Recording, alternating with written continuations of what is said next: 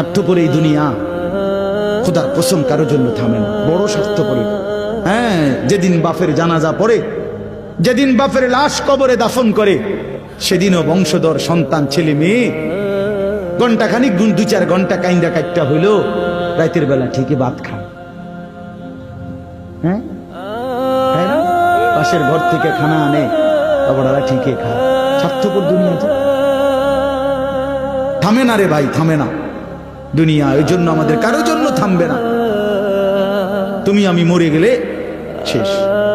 আবারও বলছি কথা, আমি মরে গেলে এরপরে পৃথিবী যত আধুনিকে হোক না কেন, আমার কি কথা বুঝছিনি?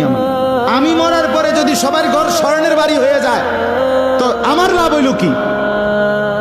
আমার মৃত্যুর পরে যদি সব মানুষ আধুনিক হইয়া সাঁদের দেশেও জায়গা, আমার ফায়দা কি?